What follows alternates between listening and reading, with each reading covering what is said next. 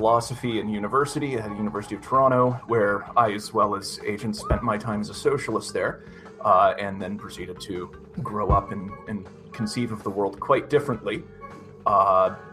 Big influences on my perceptions of economics would be Schumpeter, would be my main guy, who I generally prescribe to. Okay, so that's the introductions out of the way. I'm going to move on to the meat of the conversation, which is, of course, the questions. I've got 5 questions here. The way I'm going to do this is I'm going to, say the question first, and then ask one side their position on the question, and then I will allow the other side to retort with their own position on the question, and then we'll sort of have an open forum for 10-15 minutes on that question. So the first question is, are markets efficient and sustainable? And I'm going to refer that first to the socialist side, so Zexacy, Finnish Bolshevik, and Bad Mouse. Feel free to discuss your positions on whether markets are efficient or sustainable. Right. Anyone in particular want to go first here? I've got some stuff I can say. I'll give it a go if you want. Yeah, go for it, man. Alright. Well, markets basically are only set up. They need to have basically a large pool of labor in order to function correctly, basically. Sorry, I can't think right now. I have to pass on to someone else.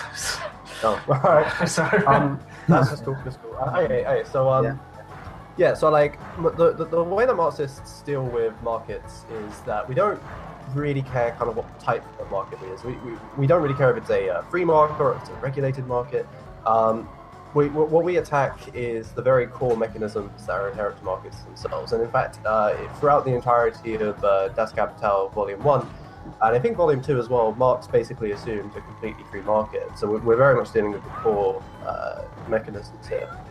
And the thing is, because obviously Marxism is very much more about attacking capitalism than it is talking about socialism. So there are really, really loads of kind of avenues to go down when we're talking about why we don't like markets. But in particular, I think there are things like the automation crisis, in particular having in third world countries that rely on production lines or sweatshops and rely on this cheap labor to supply demands in the first world. The overproduction crisis, which is something that's kind of been around with markets since the Industrial Revolution, where we have the ability to create large surpluses for the first time in human history, which go against market mechanisms. The boom and bust cycles, which are inherent to markets. If you look at history over the last 100 years, every roughly 15 years, we have an economic crash for one reason or another, then slowly begin to recuperate and have a boom. There's artificial scarcity as well, where we're intentionally limiting our access to resources just to keep market prices steady. But I think most of all about all of this, probably one of the most inherent things to markets would be the falling rate of profit, which is over time, the rate of profit derived from commodity production has steadily been falling. And there is actually conclusive evidence to show this is happening. And if you want, I will link this in the Hangout for you guys to take a look at. So those are basically kind of that. I know I just kind of like threw a lot there, but like I said, there are so many places to start. And I don't know, Finnish Bolshevik, if you want to kind of delve into any one of those in more detail. I'm just going to briefly interject here. The link that you put in the Hangout, the people watching the stream might not be able to see that. So I think it would be easy to say what these people need to look into, the thing that they need to Google in order to find that relevant information, that relevant source. Right, okay, so if you just Google Piketty against Piketty, the tendency of rate of profit to fall, it should come up. I hope it would. So are the markets efficient and sustainable? To me, like the whole, it's like what they define as efficiency. Are they efficient? Well, they're not efficient in the sense that, let's say something could be produced locally, but it's much cheaper somewhere else, so they produce it elsewhere, and then they spend great amounts of money and resources to transport this commodity to some other place. And it might make sense in terms of profits, like it might actually make you a lot of profits to produce in cheap countries and then ship the goods to somewhere else. But it's not exactly rational or efficient if we're thinking about just using resources. And do they provide for people rationally? The whole rationality is centered around profits. It's not centered around people. So you can have millions of people without access to food, water, housing, and all that. And you can even at the same time have lots of food being wasted, and lots of empty houses. And it might make perfect sense economically to say, have lots of empty houses because the house might be an investment. So actually using the house might actually be more trouble than it's worth. You might not want to rent it, you just want it as an investment because you think the prices of houses are going to go up. So it's just because the rationality is based on profits and not based on what humans actually need. That's why we get these like insane things of lots of food being wasted while there's actual starvation. Yeah, can I add to that actually? Yeah, that's a pretty good way of putting it. It's efficient for making profit, but profits don't always match up with what efficiency might be considered to be. For instance, like I touched on, artificial scarcity, where we're dumping food or we keep diamonds intentionally scarce. That's not efficient. Planned obsolescence, where we build things to break over time, that makes more profit in the long run, but it's not efficient in any sense of the word. But the market still does it because the market doesn't care about efficiency; it cares about profits. And again, profits don't always equal efficiency. I'll just jump in and say, so basically to summarize my point, the problem with capitalist markets is that they ignore externality. They focus on people as basically machines in cogs in a machine, and if people are not necessary towards that production line, then they will not be granted the means to their survival. So, yeah. Right, I've said everything I want to say. What about you guys? The market, basically we all know the market is kind of this force of its own. It's not planned, so it kind of goes with its own logic. And I don't know, like we'll probably get into what you consider is a free market and what is not a free market and stuff like that, but I don't know, basically the market just kind of does its own thing without caring about people, and that's why you have these crises. For instance, now you might have an alternative explanation how it's somehow government intervention or something that causes them, but I think our side's done then. Okie dokie. I will now direct the same question towards the capitalist side, which is Sargon, Academic Agent, and Bantu Rhino. Are markets efficient and sustainable?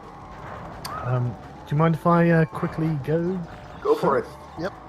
Right. There are a few ways of conceiving of this that I think are kind of missing the point of what a market actually is. And it was the constant use of the term sort of like markets don't care about people, as if markets are somehow separate to people. Markets are made up of nothing but people. And markets, they don't not care about people. They actually really care about what people all want. They care about. Yeah, it's literally the only thing they give a damn about. What do people want? So what can be sold to them? Exactly. So, yeah, I don't accept that characterization of the market. And the thing is, this is something that I find like anarcho-capitalists do with the concept of government. You know, they try to separate it from the society that uses it and operates in it, and they turn it into a remote evil entity where it's like as if the market's got a plan of its own. It's going to come down and do something horrible. And they do the same thing, and I think this is a fundamental mischaracterization of the thing that we're talking about. So I reject that out of hand. Can I jump in on that for one second? Yeah, please do, please. Yeah, I just want to say, I mean, like as a business operator and owner and executive, I mean, to me, everything that matters is my clients. This is how I make money. I don't make money by making profits. I make money by attracting people to spend money at my business by providing them a product that they want. Okay, I assess the needs of the public, and then I try to meet it the best that I can so that they want to do business with me. This is how it works. It's not about profit. The business has to be arranged in such a way that there is enough money to make profit there. Okay, but I can't have profit if I don't provide something to people that they want. Anyways, go on. Well, that means that fundamentally you have to be attentive to people. And that's why corporations spend billions doing market research. That involves polling people. It's like, and looking at all the data. What are they buying? What do people want? To say that markets don't care about people is really weird. Because it makes it sound like you're selling things to machines, which people obviously aren't. Did you want to say anything, Agent? Yeah, well, I mean, I don't think there's any way to talk about this with confronting, I guess, the elephant in the room whenever you're speaking with a bunch of people who call themselves socialists. How does the market arrive at a price? It arrives at a price through a very basic law of economics, which is supply and demand. The more people who want something, okay, and the less there is of something, the more the price goes up. I mean, everybody here, I hope, knows how supply and demand work, but it's exactly that all the time. Okay, so it can't be anything other than that as well. This is what I'm saying. It's supply and demand in any economy that's ever been. So whether you're talking about ancient Egypt, Soviet Union, right now, it is just a bunch of people in society who want certain things, and it is, well, how do we work out how to give those people those things at a price point that people can afford? And if you look at people, so basically, I was interested that what I think it was Finnish Bolshevik talked about rational, how the market isn't always rational. Yeah. Well, see, the thing is, a rational system would be like, well, whose reason are we talking about? Okay, what they're talking about is replacing the wills of millions of people, all pursuing their own, like buying things that they want with their own free will, versus basically somebody else just saying, no, I don't think it should be that price. That should, like, basically, those are the only two systems that there are, right? It's either everybody decides through their own buying and selling. If they want something, they'll buy it. If they don't, they won't buy it. Versus somebody from on high saying, yeah, I think corn should be worth £2 or £5 or whatever it is. And in history, whenever anybody has done that, whether it be a Roman emperor or the British government when we had the Corn Laws, or the Soviet, whenever anybody has tried to do those sorts of things, it's led to mass starvation, perversion of incentives, and so on and so forth. So the market is actually the thing that it's really good at is arriving at an affordable price point that millions and millions of people want. So I'll always go back to corn. You can go out in a supermarket right now and buy a can of sweet corn for, what is it, 50p, 40p, 30p. It'll be super duper cheap compared to what the price of corn was in any socialist country, and compared to what the price of corn was in any bloody monarchy, like back before we had free market capitalism. So, yeah, do you want to come in, Bantu? Yeah, I'd like to jump in on a couple of points quickly. One thing that I don't want to mischaracterize their point, because I do think one of the things that they intend when they say the market doesn't care about people is they talk about the welfare of people. Okay, and they listed a series, because not just about who can get what they want, but generally the overall welfare of people, because the market does exclude people from participation. Okay, and we'd be foolish to claim that it doesn't. But the problem that I see with the way that the argument is presented is that they're presenting all of these problems with capitalism. But what they have to show isn't that capitalism has problems. Of course it does. No system is absolutely perfect and perfectly meets the needs of everyone. What they have to demonstrate is that socialism does it better. And time again, socialism has shown that it cannot. Okay, that it doesn't respond to the needs of people. That's an extremely fragile system. As with any top-down system cannot account for the chaos of the world. When we started our business, okay, I remember we spent a year doing our business plan. We thought we were airtight. And I remember when we first launched, we sat around in our boardroom after we had just sort of gotten off the ground, and I looked at all the other guys and I said to them, listen, let's do a little thought experiment, okay? It's a year from now and we're out of business. What happened? Okay, and literally no one could answer because our business plan, as far as we concerned, was flawless. We had this all figured out. We knew what was up. Well, we almost went out of business half a dozen times from things that we didn't predict. You know, there's a lot of things you just don't know. There's crazy things that happen. And when you have a centrally planned economy that's based around this concept of we have a few people that have this structured plan that's going to work, no, it doesn't work. It just doesn't work. Okay, because anything can throw you sideways. That's a really interesting point, actually. The amount of hubris involved in believing that you have the power to control the entire economy of a nation, let alone, anywhere else. Business can fail like that. Imagine how complex a nation is. Exactly, and this is a point that Hayek made repeatedly, that it's so unbelievably complex, and you just don't know what's going to come next, that it's better to set rules and let people follow the rules than try and dictate to everyone what they must have at all times. And this is another really important point, I think, that is in favor of capitalism and is against any form that tries to deny the free market flourishing, is that the analysis is only ever going to be static at this moment in time. Okay, so right now we can understand the market as it stands right now, but that's always how it has been. Okay, so you go back to 1980 and try to predict like Facebook and like that we'd be having this bloody conversation on YouTube, and that would be owned by Google, and they would be one of the biggest companies in the world. Unthinkable. Like, you get all those leftist economists like back in the 70s saying, yeah, the world's going to be dominated by, Enron. Exactly. Enron aren't even in the bloody top 500 now. You know what I mean? Like, the conditions Schumpeter fell for that. The conditions change so dramatically, so rapidly. The calculus for what succeeds in the market can transform overnight. You can get game changers. You can get jobs that exist today that are gone tomorrow, and you can get jobs that you'd never have dreamed of. Like, who'd have thought that somebody like Sargon could make a living making YouTube videos, making fun of feminists? Like, even like, I don't do that anymore. I can't remember the last video I made about feminists. you know what I'm saying though? Like, now I'm just making fun of socialists. Could you have ever dreamed that like there would ever even be that would be a thing, and that could lead to somebody? So this is what I'm saying, is like socialism doesn't have the dynamism. Like Lenin sitting there in his study in 1960 could never have planned that, and nobody could ever have sat down and planned that happening. It's just organic. Yeah. It just happens. And that comes right back to Schumpeter's concept that economies are dynamic, that the entrepreneur is the individual that comes in and constantly innovates within an economy and creates new spaces, okay, for new types of technologies to come forward. I mean, towards the end of his life, he was seeing the rise of the big manufacturers and whatnot, big corporations that were, sucking up all the capital, and he despaired. I mean, I believe towards the end, he thought that, that was the death of the entrepreneur.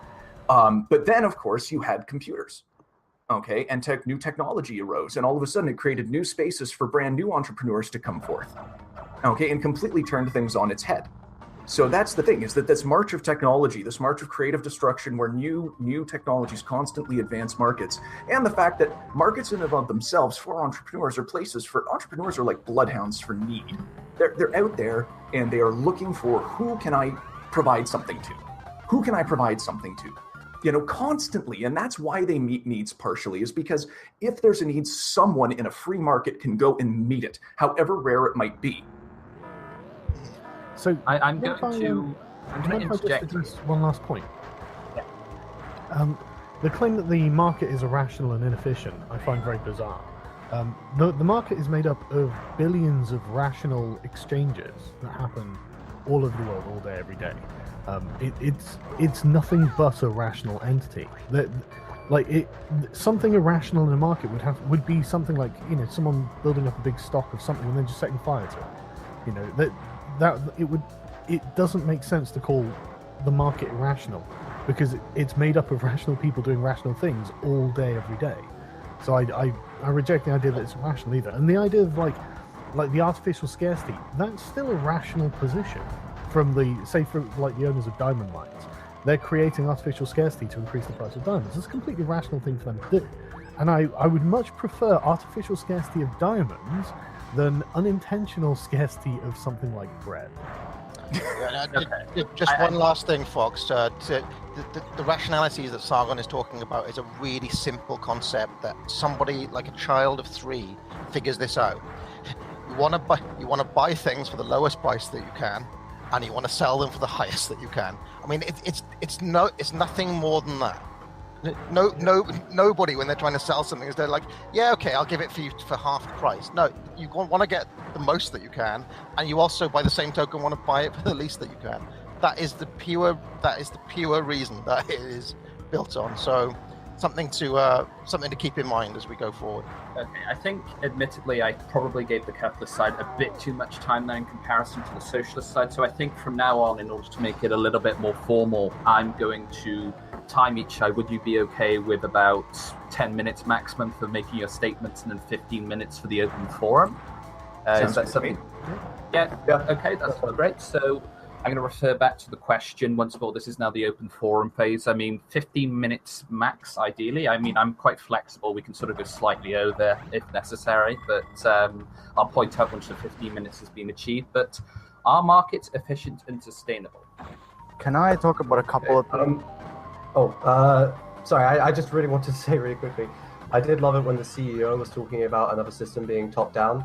But anyway, do continue. My system is top-down. But no, hold on 1 second. I want to respond to that quickly. Because that was really... I don't know, man. I mean, you guys have had quite a bit of time now. I think we should... Well, you're going to make a comment like that there's some irony, but guess what? Companies die regularly. We have a limited life cycle. My company is not going to last forever. It is going to... Its life cycle will end shortly because it is top-down and we cannot infinitely adapt forever. So the point being, do you want a government that runs that way? Do you want a society that is automatic? I don't know. I already said I want the workers to own it. But anyway, Finball, if you would please make your point. They're always going to be there. All right. So Sargon, like you were talking about the like all the rationality and stuff, but like we already said that the artificial scarcity is rational in terms of making profits, but it's not rational for getting houses to people, because we know there's empty houses and there's also homeless people. We know this. Let's see. You talked about... Yeah, that's the problem, right? Sargon, we never said it wasn't rational. The problem is that it's in people's rational... we never said it was irrational. The problem is that it's in people's rational self-interest to act in these ways. We shouldn't have a system where it benefits someone to go and burn a bunch and dump a bunch of food to keep market prices low. That shouldn't be a thing that people do and then benefit from.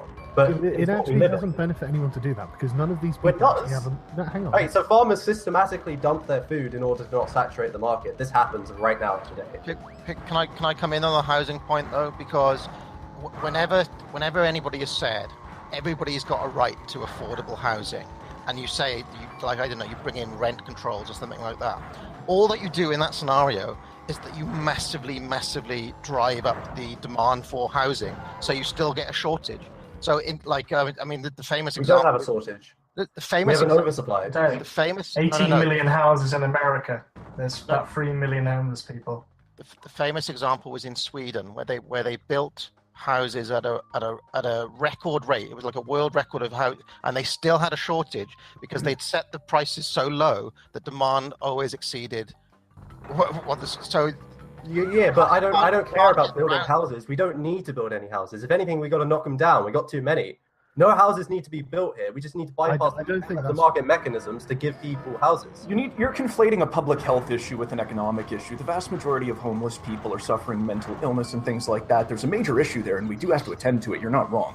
But your assumption is based on the fact that if these people had access to housing, they would take it. But they don't. They choose not to. There are still loads of people who would take access to housing. You're assuming that all of these people wouldn't take the housing if they couldn't. I didn't say that. You're right. You're assuming that these people exist. Wait, I'm just going to interject here. I know Sargon was trying to respond to Bantu there, so I'll let Sargon get this point. Yes. Again, I think that we've fallen into a trap of mischaracterization of the thing we're talking about. When you say homeless people, they're not just a homogenous group, and most homeless people aren't homeless forever. And so you say, well, there are say 3 million homeless in the US. Yeah, okay, but most of them will be temporarily homeless. And they shouldn't even be that. There's no reason for them to even be that. But anyway, why not? Okay. In regard, because we have houses. Why not? Why not? Because we have the houses for them. There's no. No, we don't have houses for them. No, hang on, stop. They aren't entitled to those houses. Well, all right. Why are the people who own loads of houses entitled to them? because they've earned and paid for it. Fair. By whose labour? By their own When we labour. go into this, we're going to I get don't into think the so. surplus value extraction I- thing, and I that's a did. whole different topic. I I did. I want to reply. Sorry, I want to reply to a couple other things that you guys said, and I think some of my comrades want to do that as well. In particular, when you academic agent were talking about supply and demand and how that's all that determines price. That's just flat out wrong. Like this is one of the first points that Marx makes in one of his most basic works. And basically, fluctuations in supply and demand around the equilibrium, they don't actually really mean anything on their own. Because what is a high increase in price from that? What's a low increase? It's all relative on its own without anything to reference to. So what equilibrium is that this references, and what helps us decide whether something is a large or small increase in the fluctuation is the cost of production to actually make this thing that's on the market. This is the staple around. Let me just Really, then how come Action Comics #1, which takes about 10 cents to make, is worth $3 million? I'm sorry? Action Comics #1, first appearance of Superman. It's worth about $3 million, hey. made about 10 cents. About 10 cents to produce it. How come it's not 10 cents? How come it's $3 million if the labor input, this is labor theory of value, come on. If the labor input is what determines the price, then how come it's $3 million? Labor input doesn't determine prices on the market, though. Like, That's what Stigsy just said. So if you guys No, I want to didn't. make that, you guys want to work that out No, for that's yourselves. not what I said. Did- Anyway, let him finish. The biggest question I'd have for this theory is that if that is true, then why do so many businesses go out of business? And what happens? I mean, okay, they're selling a product, but they're still making a loss. Okay, so explain that to me. If I actually, Finbo, I guess you can respond to academic agent. I do just want to say in regards to this comic book, what you're actually talking about here is a fluctuation in supply and demand. So the reason why, because the supply is so low for this, that's why it's so expensive. However, the reason that we can say that this is a huge difference between a huge difference in price is because its cost of production is so low. If it didn't have a cost of production, I'm just going to come we in a wouldn't have sec. any way of knowing if that was a big increase or not. I'm just going to come in a sec because Finnish Bolshevik wanted to mention something about famine and can socialism do things better when there's an opportune moment. That's something he mentioned in the Hangout chat. So I'm going to let him have the stage. yeah, by opportune moment, I meant opportune moment in this discussion. But Is there also the labor theory of value? So I think this is an important point that we should get to the end of. I think that's what Finnish Bolshevik was about to talk about. Yeah, Oh, responding to academic agent. no, like I was just gonna say about somebody brought up like every time somebody has tried to do something. I'm not sure if it was socialism or planning or something, but it's gonna result in famines and like there's famine in countries all the time right now, like in capitalist countries. But the thing is, like, you're Wait, like, hold on. I mean, I just can't let this. no, but can I get you to All right, clarify? Let me finish this point. We all know what we're going to say to it. All right. Yeah, but when you said that there's going to be famine, did you mean that socialism causes famine, or what causes? Yes. Yeah. Well, what causes famine specifically is the dislocation of people from a market that can supply them with a product. So, I mean, this happened famously, of course, in the Soviet Union. It happened 1917. It happened in Zimbabwe. It happened in Ethiopia. It happened in China. It happened in Cambodia. I mean, the list just goes on and on. Of these. I get what you mean now. Thank you. So, I just want to add, it didn't happen, for example, when there was a famous drought in the United Kingdom when we had a hosepipe ban. Like nobody died of famine then. So I like there is that to point out as well. All right, I think we are going off topic here. I think that we need to get the conversation back to the question, which is, are markets efficient and Okay, but sustainable? can- We've got. can can I at least say something since he brought it I'm up? just going to I think that would be fair. Just If over Finbo needs to 5 respond. minutes left. We have just over 5 minutes left on this topic. So, okay. Well, I'll be quick. Can we go back to the Yeah, labor just theory if of Finbo value? could just make it really. This Yeah, seems hey. really important to me, and It is. I want to talk about it as well, but I think it's only fair if Finbo makes a really quick response to what academic agent says, then we'll get right back to the labor theory of value. well, come on, let's just do about this Let's because just get seriously, to it. Let's get to what's happening. yeah, this is driving me crazy because if labor is what determines value, then there wouldn't be any price fluctuations. Why? because the value has been determined by Value is not the same as price. No, but value is not the same as price. Right. Okay. Go.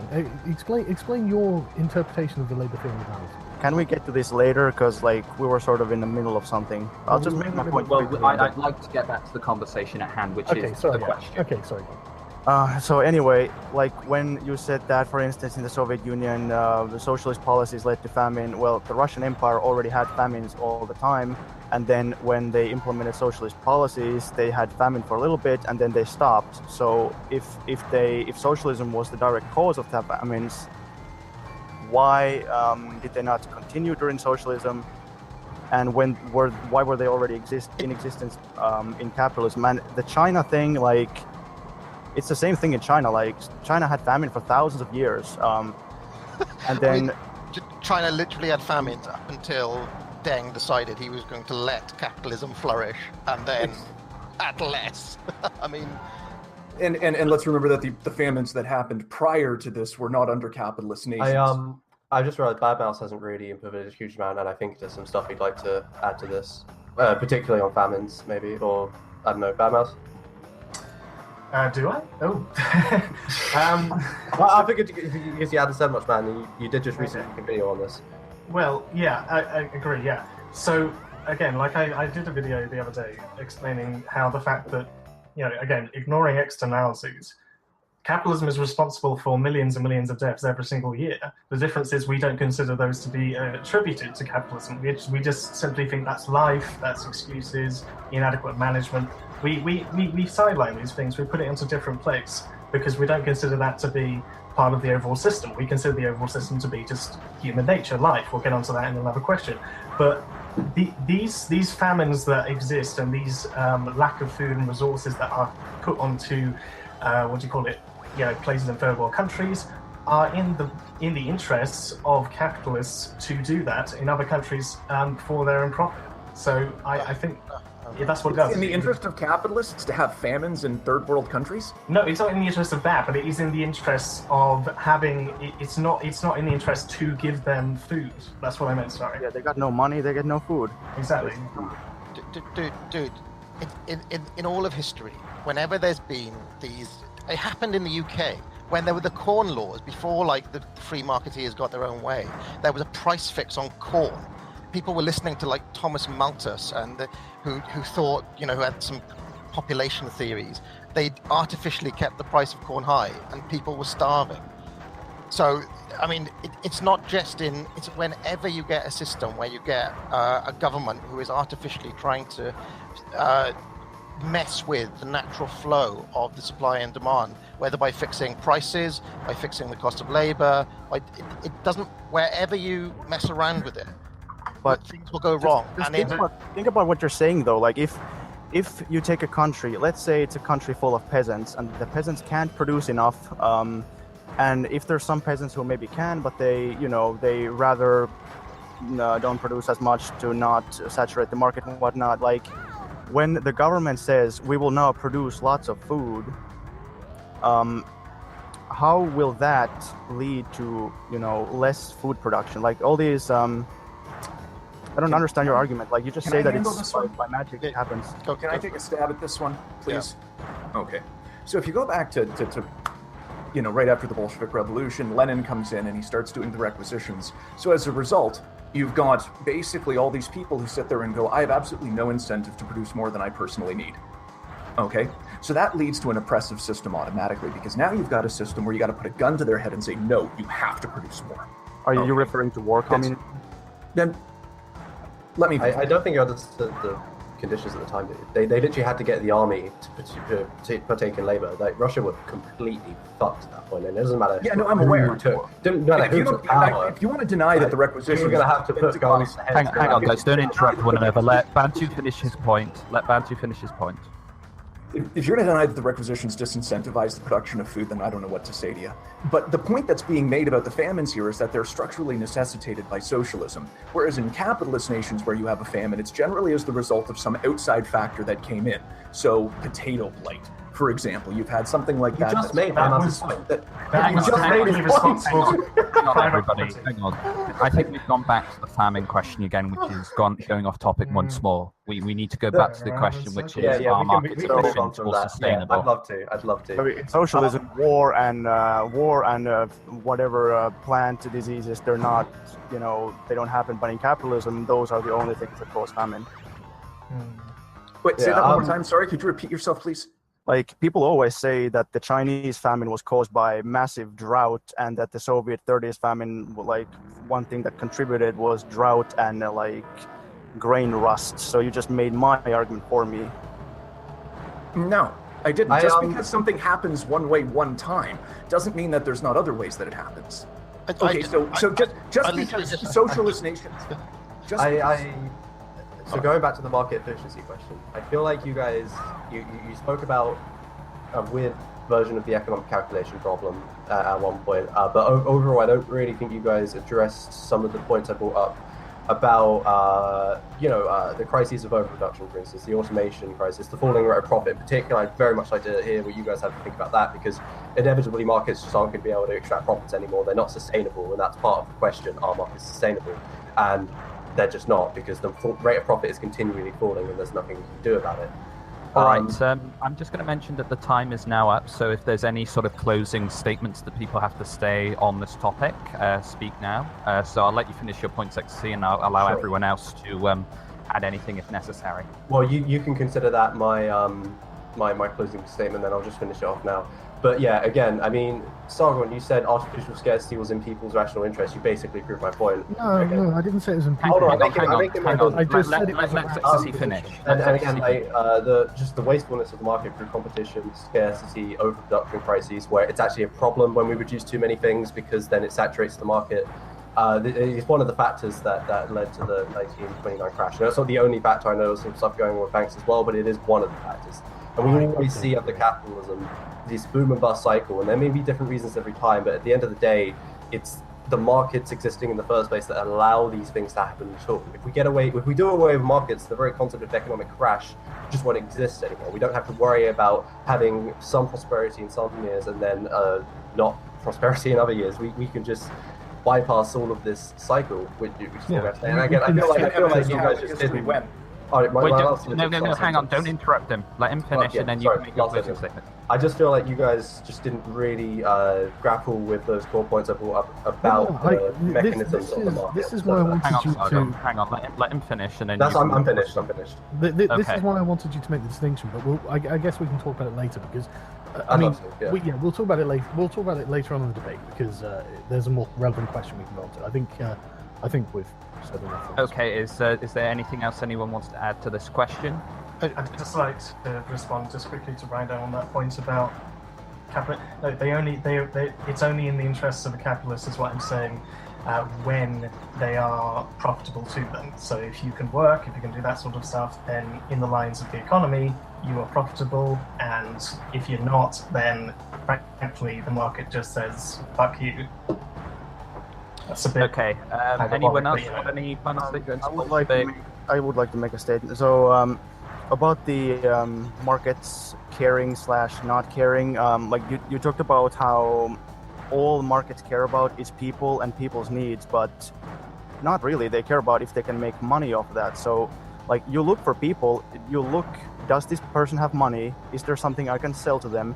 If they don't have money, they don't get a house, they don't get food, they don't get healthcare, and it's there's an individual capitalist who might think, I want to sell this guy a good product or a good service, but when we're talking about the market, we're talking about this big system. It's outside of this one capitalist's profit,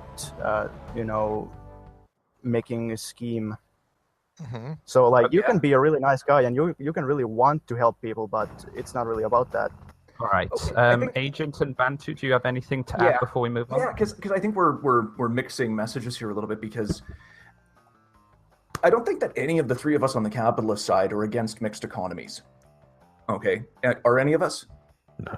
No, I'm fine. No, exactly. So none of us are against things like social safety nets and whatnot to look after the more vulnerable. What we're stating is that that's a more efficient way of doing it than using a top-down thing that's supposed to serve everyone equally and create this artificial equality.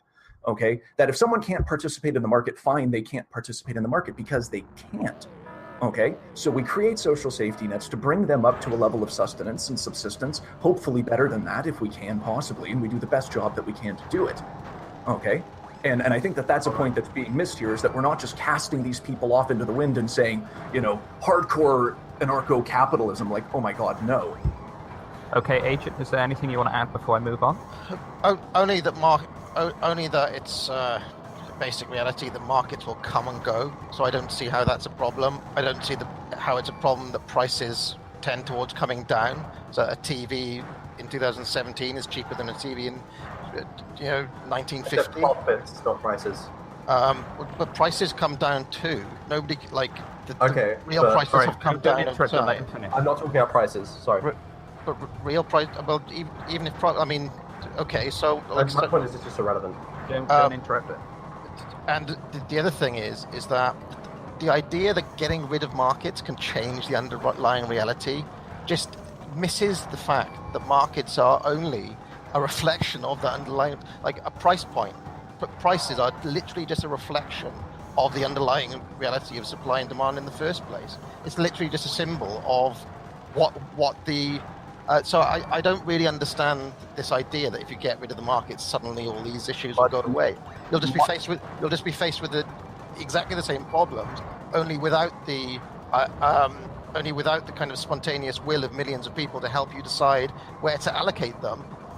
But So supply and instead you demand exists in a market, though. Supply and demand doesn't exist. All right, but I'm just going to sort of move on now. I'm going to move on since we've covered that question in great detail. So I'll admit that something I've been trying to enforce more as the conversation is going forward is that people are sort of interrupting each other. People are sort of talking over one another, not letting someone finish a point. So I will sort of be cutting in when I notice that, and I've just been giving warnings at the moment, but if people persist doing that, I'll temporarily mute. But we'll move on to the second question. I'll give you. Are you happy with 10 minutes or 5 minutes to answer the question each? What question is this one again? All right, 10 minutes. I feel like for this one we could get away with 5, but if they want 10, that's fine. 10, and if we don't need to go any longer. Yeah, that's 10 minutes if you've got enough time. But the second question, I'm going to start by asking this to the capitalist side here. Is human society the organic culmination of lived experience or rationally planned by its elites? You have 10 minutes. Go. Do you want me to start? Do you want me to start with this question? Go right ahead. So, I mean, there is this view that society as we know it now is kind of generations of people's experience, and we've come to this point having learned this is kind of the best way to do it. We have laws against kind of stealing and killing people because people have found that a society in which you can kill and steal from each other is a bad thing, and this is where you come to the point. Versus this idea that society is this top-down, rationally planned entity where the elites have control and I kind of weirdly have kind of malign intentions behind everything, and I feel that more, I guess, conspiratorial way of seeing the world as being controlled by a set of people with specific interests, rational interests, is something that plays to I guess the socialist mindset, which is why they think that all that needs to happen is they need to replace our elites, which is like you, a CEO or whatever, with their elites because they know how to do it better. That's basically the only way I can make sense of socialism. So I'll hand it over to you. Okay. I think it's self-evident that society is the organic culmination of lived experiences by anyone. And another thing that people like, there isn't just this elite class that is permanently at the top of society and stays there forever. This is constantly changing. And this can be seen in the meme that the socialists use, the porky capitalist meme. Who does that represent? What is it, Mark Zuckerberg? Elon Musk? Who are the wealthy industrialists with the top hats? And because as far as I can tell, they're all very, very left-wing people who seem to be, very concerned with social issues and progress, And these people have all come up during the age of the internet. It's just outmoded, and like you said, it's kind of conspiratorial to suggest that there's a shady group of elites that are planning the society. And the thing is, we even in the 80s, I think it was 1987, there was a journalist who managed to sneak into the Bilderberg group meetings, and you think, oh god, that's like an actual conspiracy that's happening. And he was really disappointed, and he wrote an article about it, in which he said, look, it's actually worse than you think. It's not that these people are controlling society, it's that society is a plane that's got no pilot. These people are desperately trying to hold on to what they've got because they don't have unlimited power.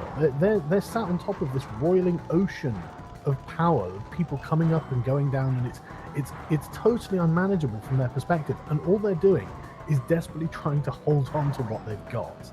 And so, society is absolutely the consequence of the individual interactions and machinations of millions and millions of people all acting independently in various networks of engagement. There's no central planning to society. I've got nothing to add to that. That nailed it. Thank you. Okay, is there anything else to add, Agent or Sargon, on that point? I'm done. And you're done also, Agent? Yeah, absolutely. Okay, so now I'm going to ask the socialist side the same question, which is human society the organic culmination of lived experience or rationally planned by its elites? Right. So we do have a response to that question, but I would actually like to start by responding to one of your main points, if that's okay. So this very question of some kind of conspiracy. Now, one of the great things I do love about Marxism, one of the reasons I find it so appealing, is because actually it functions without having to rely on any conspiracies at all. It literally just makes observations about how the current system works. Because the thing is, for instance, when we talk about a bourgeois democracy, we don't mean that there's some secret sect of elite capitalists that are going to come in and completely overturn the election if it goes away they don't like. No. What we're talking about is the very way that society and the state today are structured is in a bourgeois frame, almost.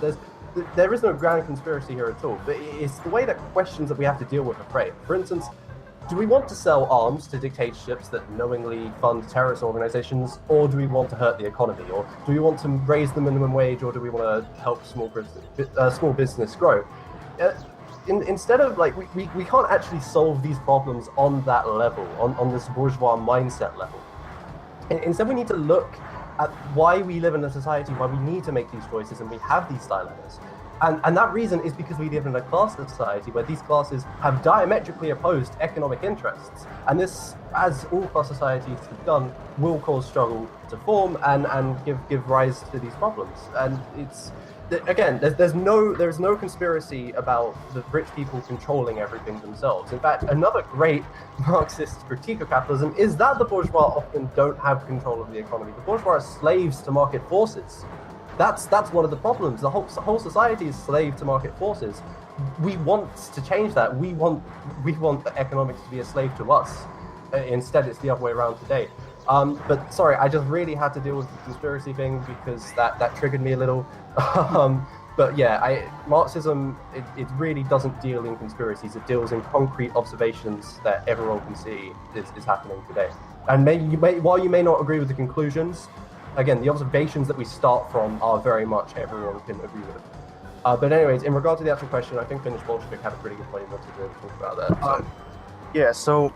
Actually, the kind of method of analyzing the world that Marx and Engels created is something they called historical and dialectical materialism, which is basically looking at concrete material realities and especially economic realities and seeing how those have led to society developing in a certain way. So, for instance, like how private property came about, how we came into having private property and then slavery, feudalism, and then the development of capitalism, and finally like this modern capitalism that we have. So we don't really disagree with you. Like when you ask, is human society culmination of lived experience? Well, it's the culmination of historical processes. It's not, nobody has planned this historical process. But when you talk about conspiracy, I don't know if it's really conspiratorial to say that there's people who have interest. Rich people have interests, countries have interests, and they pursue them. If the CIA assassinates a president in some country, is that a conspiracy? Well, technically yes, but is it an insane, loony theory to say like they have an economic interest to attack this country, so they do it? It's that's my take on that. Yeah, I mean, I guess in that regards, I feel like the way that question was posed was kind of actually just like society being the combination of organic human experience. That's actually what Marxism tries to explain at its most base level. I feel like because Marxism is just analyzing social relations, and that's all. So we're not trying to say that things are planned by economic masters or whatever. But anyway, Badmouse, is there anything you want to add?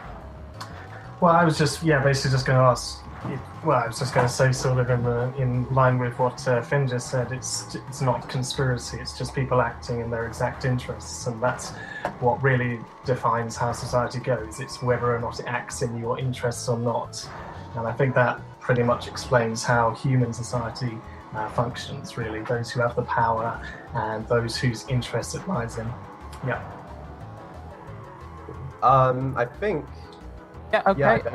If we're sort of operating by the 5-minute rule, since the capitalists were less than 5 minutes, we might as well wrap it up there. So I'll ask the question. I will propose an open forum. I'll be more strict with regards to interruptions. I will warn first, and if you continue to interrupt someone's point, you will be temporarily muted until the point is over. So, is human society the organic culmination of lived experience or rationally planned by its elites? This is now an open forum. You have 15 minutes. Okay, can I start? So I find it very interesting that you said we want economics to be a slave to us. That might be a bit of a weird metaphor. I don't know. No. I actually think you jumped on me there. No. I think I get what you're trying to say, and it's weird because I already view economics as being a slave to people. That's the whole point there. There is no point to economics other than to serve people. So, to paraphrase Marx, I think Marx puts it really well. It's man creates his own history, but not as he sees fit. So very much, economics and historical development, they are human driven, but they're not like decided by humans, if that makes sense. That's right, because it's too chaotic for anybody to be able to decide that. Exactly. Markets are horrendously chaotic. They're anarchic. Exactly, because the world and reality is horrendously chaotic. Hang on a second. That's the point, isn't it? It's not... When you say markets, what it would be better to say is individual exchanges and transactions between people. Because that makes it far more real and far more concrete about what you're actually talking about when you say markets. But, and when you think about the number of people, the number of transactions that happen per day between all of these people, do you really think you're capable of controlling that? I think you're right. Sorry, I feel like this is just, again, I think you guys touched on this last time. It's the economic calculation problem, isn't it? That's what you're kind of getting at here, right? Well, yeah, it's an irreducibly complex system. Yeah, all right. So, economic calculation. So I don't really know where to begin because there are lots of things, but I guess a good place would be there's a beautiful PDF that I have again here, which actually explains how you can simulate and run an economy. Okay, but we're in the middle of the debate, so you're going to have to explain it very quickly. Yeah, I'm doing that now. It basically explains how you can simulate and run an economy and calculate things on a Dell computer, let alone the computers that we could actually establish now. I see that eyebrow raise, Sargon. I know you're I'm also going to interject here. This is something. Hang on. This is something I raised to you earlier with regards to the sources that you're putting in the Google Hangout chat. The people watching this stream and the ones in retrospect won't be able to see that. So you have to. I will. The title is economic planning hyper-computational? The argument from Cantor I can't say that word. Diagonal. Fuck. Sorry, I can't. But you'll find it if you Google it. Diagonalization. Yes, that's it. What's your point that you're making? Sorry. So basically, we can quite easily calculate these things, but furthermore, though, economic planning and central planning that isn't even what socialism is. That's just the temporary transition phase between capitalism and socialism. Socialism, at risk of talking way too much here, I could just quote Marx to kind of explain how he puts it beautifully, that essentially when you analyze the shifts between modes of productions in humanity, without any kind of actual proper human planning or proper actual thinking about it, the distribution of goods in society essentially sorts itself out. And it's done that before capitalism, even when we're reducing for use instead of exchange like we are now, and it will do it after capitalism when we transition to socialism. Seems Because like an argument against controlling the economy, to be honest. Can I make a that's point? the thing is that controlling the economy isn't socialism. It's the transition from Yeah, but capitalism. it's a necessary step on the road towards socialism, so it is It is, a yeah. fundamental part of socialism. Can I Even make a if short eventually point? it becomes Yeah. you can't separate that from socialism. Yeah. All right, Well, I know, unless you're an anarchist. I know Bolshevik wants to make a point there. Yeah. So- Sargon, when you say that these things cannot be societies, or I mean, I think you all pretty much said it, that society is too chaotic, you can't control these things. Like, I think you're making it this kind of weird boogeyman out of this. How, like, you say it's just so complex, we can't possibly, it's beyond our comprehension. But I mean, not really. Like, there's all kinds of regulation and laws all the time. Like, you're basically saying that it's so complex that you shouldn't plan anything, or you shouldn't regulate anything, or like, of course not. Wait, can I come in here a second? Oh, go Yeah, on. fine.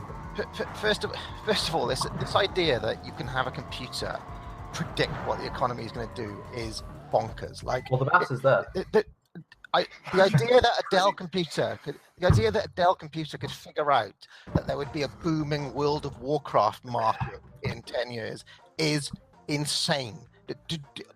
Can you listen to what you're saying? That's not Think really of what it. it. That's Could not I really just- what it- could I just Let respond to Agent that finish. point, No, Agent? let Agent finish. Okay, after he's done. Yeah. So After that, Badmouse. So that was the first thing. The second thing was about this thing about things being chaotic and very difficult to control.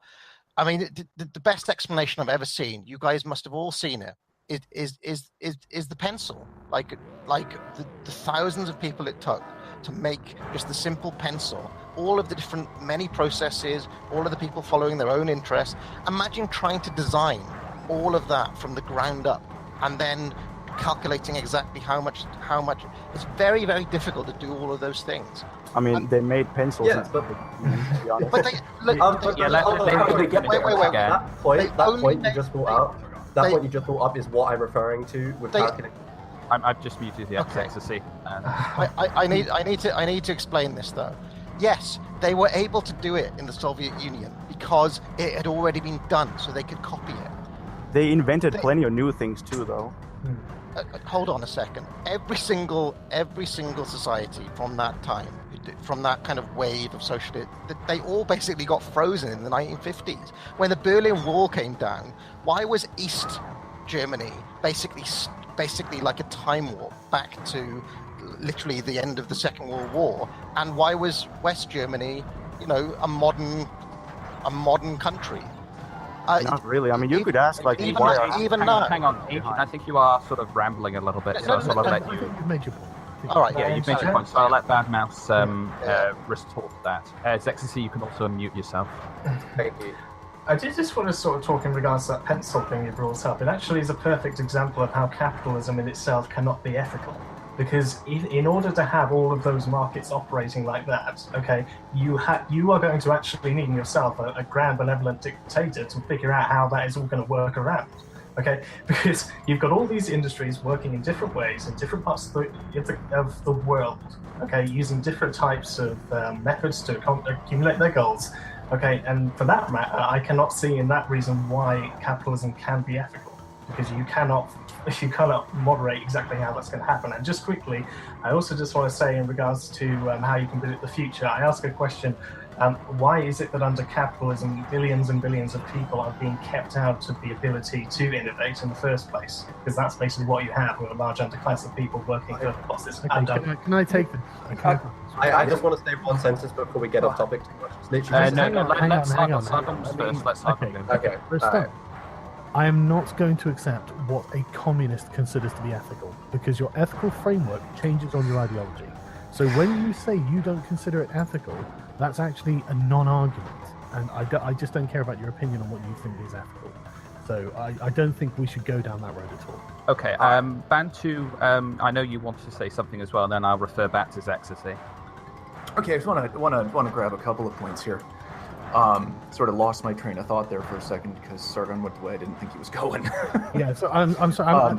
My first love is moralizing, and no, we're not talking morals and ethics with communism. Breed Sterner. Ethics of spooks. One thing that I wanted to bring up that I thought was interesting that was mentioned earlier was how the interests of the bourgeois and the proletariat are in conflict. Okay, and I think that that's a point that gets greatly exaggerated. Okay, I think that often the time they're absolutely in cooperation with each other. Okay, and this does play into the point now. I remember what I was going to say. This actually all fits together. So, let me ask you guys for a second here. Okay, why do you think that the interests of my employees are different than my own? Because they have an interest of getting as much money out of their labor as possible, and you have an interest of keeping it for yourself to accumulate profit and capital. Yeah, and you're absolutely wrong. Okay, because you're not actually understanding my interests at all. My interests are to retain the best employees that I possibly can. Okay, so that I can grow my business as effectively as possible. Okay, my first interest isn't profit. My first interest is making sure that I build a robust organization that's capable of bringing value to clients. To do that, I have to spend the appropriate amount of money that the market dictates, okay, to get the best people that I can to do the job. Now, these people have an interest... Pardon? Sorry, if you don't make profit, though, you'll go out of business, so it's not well, like... I have to make profit. Hang on, let Bantu finish his point, and then you can retort. Okay, no, he's absolutely right. I have to make a profit, but that profit is made via the efforts of the people that I put in place in the structure of the business that I create.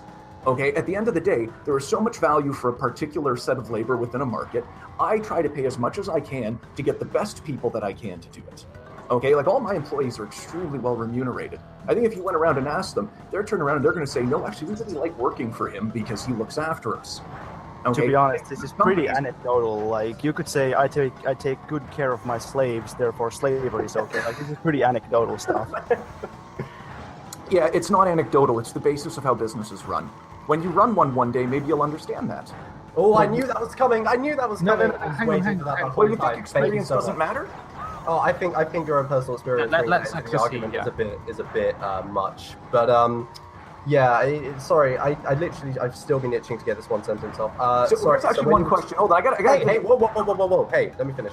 Active occasion. When you were talking about that pencil, that's the type of stuff I was referring to with that Dell computer calculation stuff. Anyway, finish, Rolshvik. I think you had a good point you wanted to raise in regards to Bantu, so I'll let you go ahead there. Actually, can I just jump in quickly? The pencil thing is bizarre because at what point do you account for the sales of pencils in your calculation? I mean, you don't sell them because there aren't markets. Yeah, but there are markets and we sell pencils. So well, under the central planning. Yeah, but does everyone just get issued a market or something? Well, sorry? Does everyone just get issued a pencil by the Dell Pro computer? No, it's just the concept they get the pencils? Where does it come into? Okay, well, I guess that goes into the whole labor voucher thing.